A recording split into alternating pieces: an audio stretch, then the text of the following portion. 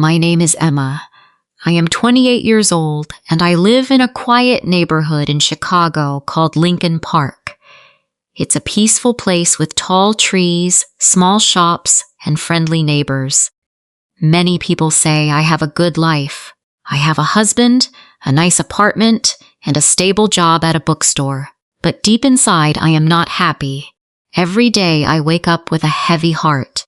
1 year ago, I made a big mistake. I married a man named Leo. He is 32 years old. Leo is a good man. He is kind, gentle, and always smiles. But I do not love him. I married him not because of love, but because I was angry and sad. I wanted to forget my ex-boyfriend Alex, who broke my heart. I wanted to move on quickly, so I said yes when Leo asked me to marry him. At that time, I thought marriage would help me feel better. I believed that maybe love would come later.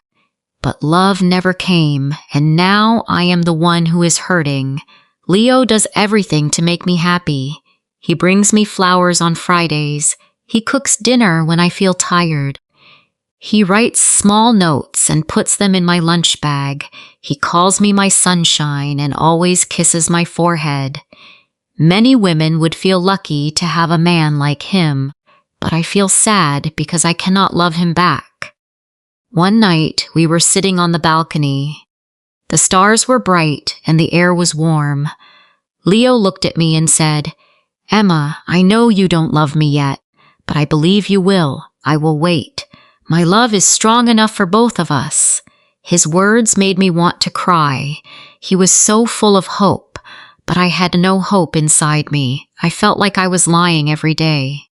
I smiled when I didn't want to. I said thank you when I felt nothing. I was living a life that didn't belong to me. My mother once told me, "Emma, love can grow with time. Marriage is not always about strong feelings.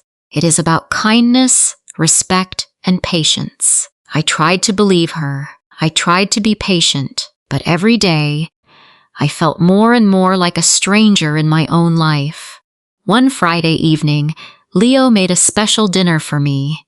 He cooked my favorite dish, chicken pasta with garlic bread. He lit candles, played soft music, and even wore the blue shirt I liked. He said, "This is for you, Emma. Emma, you are my everything." I looked at him, smiled a little, and said thank you. But inside, I felt empty. I could not enjoy the food. I could not enjoy the music. I felt like I was acting in a play, not living a real life. After dinner, Leo took my hand and said, "Let's go for a walk." We walked to the small park near our apartment. There, under the old oak tree, Leo had proposed to me 1 year ago. He smiled and said, "Remember this place. I told you I would love you forever." I looked at the tree, then at him. I wanted to scream.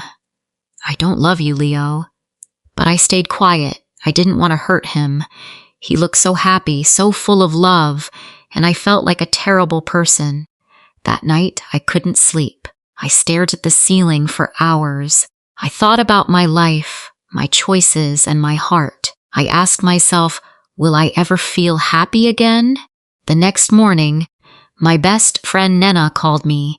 She said, "Emma, your voice sounds tired. Are you okay?" I wanted to say yes, but I couldn't lie, so I told her the truth. "I don't love Leo," I said softly. "I married him because I wanted to forget someone else. But I feel trapped now. I feel sad every day." Na was quiet for a moment. Then she said, "Maybe you need some space. Maybe time apart will help you understand your heart better." I shook my head. "It's not time, Nina. My heart just doesn't feel anything for him." Later that day, I sat with Leo on the sofa. I tried to speak. "Leo," I said, "I need to talk to you," but before I could say more, he stopped me. "I know what you're going to say," he said quickly. "Please don't give up on us yet, Emma. I still believe we can make this work." His eyes were full of hope again, and I felt worse. I didn't want to destroy his hope, but I knew I couldn't give him what he needed. I felt tired. like I was carrying a heavy bag every day. One Sunday, Leo asked me something that shocked me. "Emma," he said, "do you want to have a baby? I think it will bring us closer." I froze. I didn't know what to say. The idea of having a child with someone I didn't love scared me. I looked down at my hands and said quietly, "I'm not ready, Leo." He nodded slowly. He looked hurt, but he didn't push me. That made me feel even worse. He was always gentle, always kind, and I was always silent, always distant.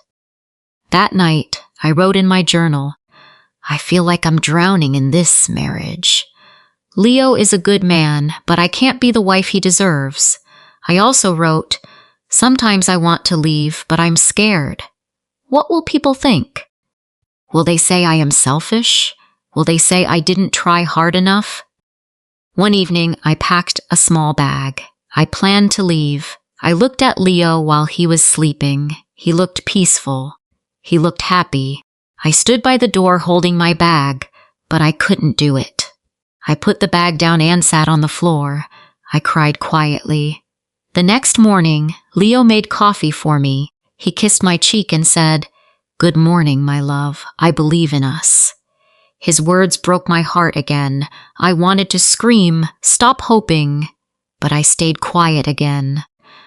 I walked to the window and looked at the street. A dog was running, kids were laughing, and the sun was shining. The world was moving, but inside I felt stuck. I didn't know what to do.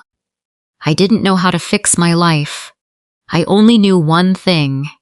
I couldn't live like this forever. Before I share the rest of my story, I want to ask you something. Where are you listening from? It gives me strength to know someone is hearing my words, someone who understands. Please tell me in the comments. I would really love to know. The days passed slowly. I woke up every morning, made breakfast, went to work at the bookstore, came home and smiled for Leo. But inside, I was tired. I was tired of pretending. One Saturday, Leo came home early with 2 movie tickets in his hand. He said, "Emma, let's go out tonight. Just you and me. I want to see you smile again." I nodded and said, "Okay," but I didn't want to go. I just didn't want to say no. That evening, I wore a nice dress and put on lipstick. I looked happy, but I didn't feel happy. At the theater, Leo held my hand. He laughed at the funny scenes. He looked at me often, hoping to see joy on my face. I tried to smile, but my smile didn't feel real. After the movie, he said, "That was fun, right?" Said, "Yes, it was nice." But deep inside, I felt cold. When we reached home, Leo made tea for both of us. We sat on the couch, and he put his arm around me. He whispered, "I missed you, Emma." I looked away. I didn't answer. I felt bad. I knew I was hurting him every day, not with words, but with silence. The next morning, I went to see my friend Nena. We sat at a cafe near the lake. The sky was cloudy and the wind was cold. Na looked at me with worried eyes. "Emma, you don't look well," she said. "You look tired." I took a deep breath and told her everything again. "Na, I feel like I'm in a box with no door. I want to leave, but I'm scared. Leo is a good man. Everyone will hate me if I hurt him." Na took my hand and said, "No one can live your life for you. If you are not happy, you must be honest. Leo deserves the truth, and so do you." Her words touched me, but they didn't take away the fear. What if I hurt Leo too much? What if I regret leaving? That night, I sat by the window and looked outside. The street was quiet. Lights from other homes were glowing. I wondered if people in those homes were happy. Did they also pretend like me? Leo came and sat beside me. He looked at me with gentle eyes and said, "Emma, you've been so quiet lately. I feel like I'm losing you." I wanted to tell him the truth, but I couldn't. I looked at him and said, "I'm just tired. Work has been busy." He didn't say anything. He just nodded. I could see the sadness in his eyes. The next week, Leo planned a short trip. He said, "Let's go to Lake Geneva for the weekend. Just you and me. Maybe the fresh air will help." I didn't want to go, but I said yes again. I didn't want to hurt him. We drove for 2 hours. The lake was calm. The trees were green and the sky was blue. It was beautiful, but I felt nothing inside. Leo booked a small hotel by the water. In the evening, we walked along the shore. He took pictures and laughed. He held my hand and said, "This is nice, right?" I didn't know what to say. My heart was silent. I felt like I was walking in a dream that wasn't mine. That night in the hotel, Leo gave me a small box. I opened it and saw a necklace with a tiny heart. He said, "This is for you. My heart is yours." I looked at the necklace and felt tears in my eyes, not because I was happy, but because I knew I didn't deserve his love. "Thank you," I said, my voicalo. Later, when he fell asleep, I sat on the floor near the bed. I didn't want to cry out loud. I just sat there thinking. I thought about the day we met. I remembered how kind Leo was to me when Alex left. He helped me, listened to me, and made me smile again. But I never felt love for him. I married Leo because I was broken. I didn't think clearly. I thought being with someone nice was better than being alone, but now I see it is worse to live without love. When we came back to Chicago, I started writing letters to myself. I didn't show them to anyone. I just wrote what I felt. One letter said, "Emma, you are not a bad person. You made a mistake, but you didn't do it with hate. You wanted to feel better, but now you must be brave. You must find your truth." Another letter said, "Leo is not your enemy. He is a good man, but he is not your home. You cannot give him what he needs." Writing helped me understand myself. It helped me see my own pain clearly. A few days later, Nina called me and said, "Emma, you sound stronger." I said, "I'm thinking about telling Leo everything. He deserves the truth."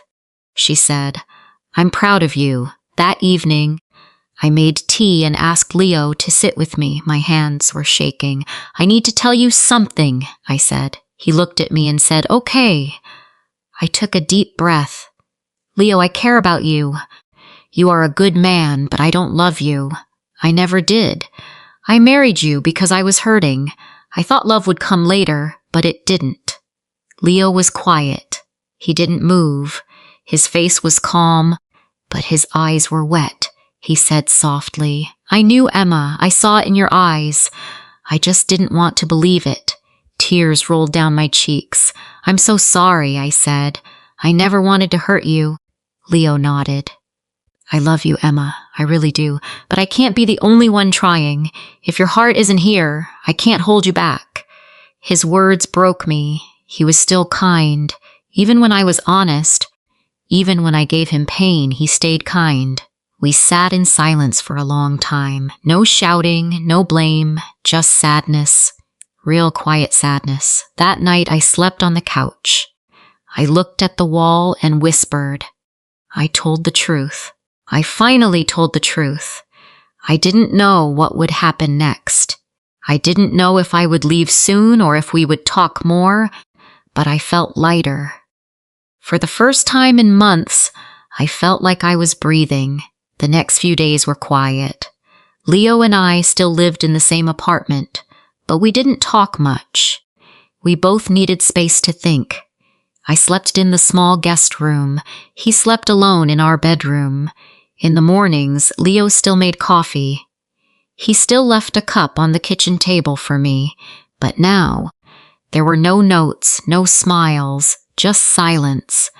I went to work and tried to stay busy. I helped customers at the bookstore. I arranged books, cleaned shelves, and answered questions. But my heart was not in the work. My mind was always thinking about what would happen next. One afternoon, Na came to see me at the shop. She gave me a hug and said, "How are you doing?" I'm okay, I said. It's hard, but I feel more honest now. Na smiled. That's a good start. What will you do next? I think I need to leave, I said quietly. It's time. That evening, I told Leo I wanted to move out. He didn't look surprised, he asked. Do you have a place to go? Yes, I said. Na offered me her guest room for now. Leo nodded. He was quiet for a moment. Then he said, Emma, I'm not angry. I'm just sad. But maybe this is the right thing. I felt tears in my eyes. I never wanted to break your heart, I said. He gave a small smile. You didn't break my heart, Emma. I gave it to you freely, even if you couldn't keep it. I don't regret loving you. His words were kind, but they made my heart ache. The next morning, I packed my clothes and a few books. I didn't take much. The apartment felt heavy with memories, even though we had only lived there for 1 year. I looked at the small things, his coffee mug, our wedding photo, the blanket we used while watching movies. Leo helped me carry my bag to the door. He said, If you ever need anything, call me. I nodded. Thank you for everything, Leo. You were always good to me. He looked at me one last time and said, Take care, Emma. Then I walked out of the apartment. Na was waiting in her car. She smiled and opened the door. Let's go, she said. I sat beside her and we drove away. I didn't look back. At Na's apartment, I sat in the small guest room and cried. Not because I missed Leo, but because I felt so many things. Guilt, sadness, fear, and also a little hope. For the first time, I had made a choice for myself. I had said the truth. I had taken a step forward. The days passed slowly. I stayed at Na's place for a few weeks. I helped her with cooking, cleaned the dishes, and sometimes watched movies with her. She never pushed me to talk, but she was always there when I needed to cry. I started going for long walks by the lake. I watched people walking their dogs, riding bikes, and drinking coffee on benches. I liked watching life go on. It helped me feel calm. One day, I walked into a small cafe and saw a flyer for a creative writing class at the community center. Something inside me said, Try this. So I signed up. The class was small, just 8 people. We wrote stories and read them out loud. At first I was shy, but slowly I started to enjoy it. I wrote about my feelings, my past, and my hopes. One evening after class, I wrote something in my notebook. I lost love before I even found it, but now I am finding myself. That sentence made me smile. A few weeks later, I got a message from Leo. He wrote, Hi, Emma. I just wanted to say I hope you're doing well. I'm taking some time for myself, too. I've joined a cooking class. It helps me stay busy. No pressure to reply. Just wanted you to know I'm okay. I stared at the message for a while, then I replied, Hi, Leo. Thank you for your message. I'm glad you're doing okay. I'm in a writing class now. It's helping me too. Wishing you peace and happiness. We didn't talk again after that, but it felt good to say goodbye in a kind way. Months passed. I found a small studio apartment near the bookstore. It wasn't fancy, but it was mine. I painted the walls light yellow. I put flowers in the window. I hung a picture of the lake. Every morning I made my own coffee. I sat at the window and watched the world outside. I felt lonely sometimes, yes, but I also felt free. I still thought about Leo. I hoped he would find someone who truly loved him. He deserved that. He gave love with an open heart. I hoped someone would do the same for him. One day, while cleaning my drawer, I found the heart necklace Leo gave me at the lake.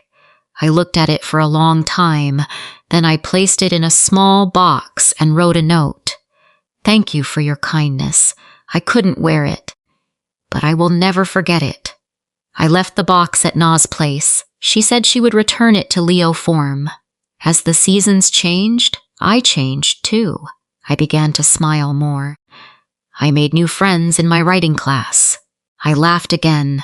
I started to feel like me. One night I looked in the mirror. I saw a woman with tired eyes but a soft smile. A woman who had been lost but was now walking her own path. I whispered to myself, "It's not a perfect story, but it's mine. I am still learning, still growing. I don't know what the future holds, but I know one thing now. Never marry for the wrong reason. Never silence your heart. If someone out there feels like me, I want to say you are not alone. It's okay to make mistakes. It's okay to start again. Be honest, be brave. Your heart knows the truth. Thank you for listening to my story. It's not full of smiles and happy endings, but it's real. And sometimes being real is the bravest thing we can be. If this story touched your heart, don't forget to like, comment, and share. More emotional and inspiring stories are coming soon.